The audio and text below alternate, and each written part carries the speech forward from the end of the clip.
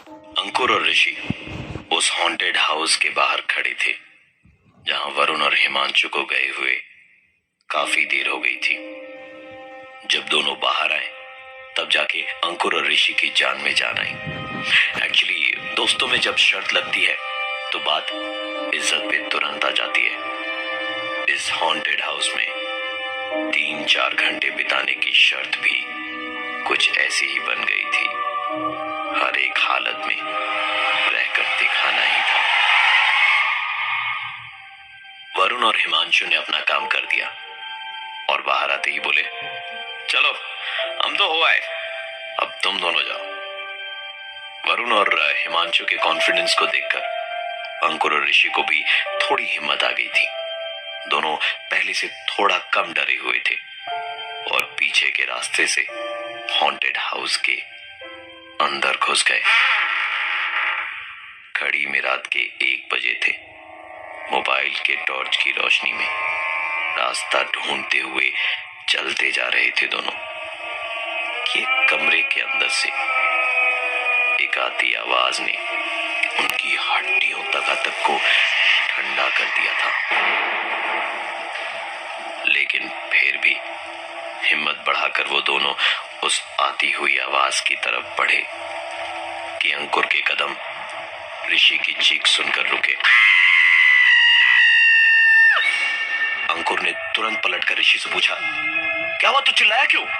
तो ऋषि का जवाब सुन अंकुर सकते में आ गया था।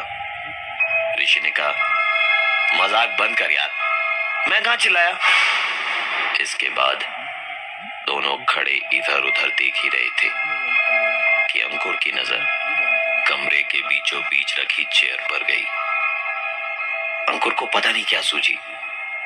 ऋषि के बार बार मना करने पर भी वो जाके उस कुर्सी पर बैठ गया और फिर हंस के बोला, फालतू ही डरते हैं हम, बैठ तो गया, देख मुझे कुछ भी तो नहीं हुआ।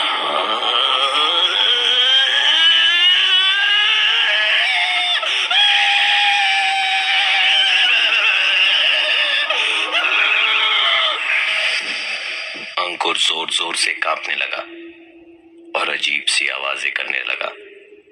लग रहा था जैसे बड़ी ठंड में वो कांप रहा हो और जरा सी भी देर ऐसा होता रहता तो शायद कांच के टुकड़े की तरह टूट के बिखर जाता। ऋषि ये सब देखकर बहुत डर गया था और वो दरवाजे की तरफ भागा ही था कि तभी अंकुर जोर जोर से हंसने लगा और बोला,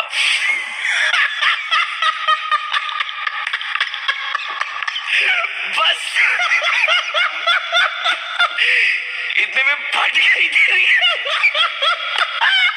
ओह, मैं जानता हूं तू भागने वाला था साले डरपोक, देख लिया आज तेरी दोस्ती। ऋषि को शर्म से कहीं ज्यादा राहत की एक सांस आई। अंकुर ऋषि से बातचीत करते करते कुर्सी से उठा पर खुद को कुर्सी से अलग नहीं कर पा रहा था क्योंकि उसका हाथ किसी और के हाथ ने चेयर के आर्म रेस्ट पे पकड़ रखा था। इस बार अंकुर सच में चीखा और ऋषि को उसकी मदद करने के लिए पुकारने लगा, ऋषि मेरा हाथ किसी ने पकड़ रखा है, ऋषि मुझे बचाओ, ऋषि मेरा हाथ किसी ने पकड़ रखा है, ऋषि मुझे बचाओ, ऋषि मुझे बचाओ। इस बार एक आवाज और आई जो दोनों ने साफ साफ सुनी, हर बात पे मजाक अच्छा नहीं है।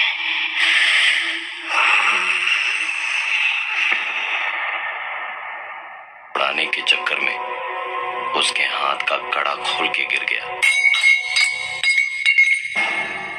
कड़े की आवाज ने मानो उस हॉन्टेड हाउस की शांति भंग कर दी हो और कई तरह की आवाजें एक साथ आने लगी।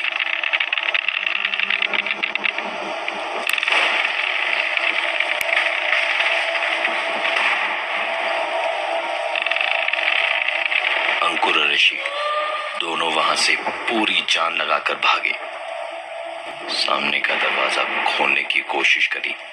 दरवाजा खोला ही था कि बाहर बैठे दो कुत्तों ने उनको वापस अंदर खदेड़ दिया। अंकुर और ऋषि को कुत्तों ने इस कदर दौड़ाया कि दोनों टॉर्च की रोशनी में सीधे सीढ़ियों से ऊपर की ओर भागे। ऊपर पहुंचे कि पीछे किसी चीज के टूटने की आवाज आई।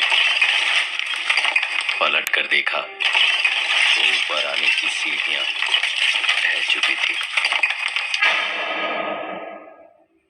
इस घर से बाहर निकलने के लिए नीचे जाना जरूरी था और नीचे जाने की सीढ़ियां टूट चुकी थी।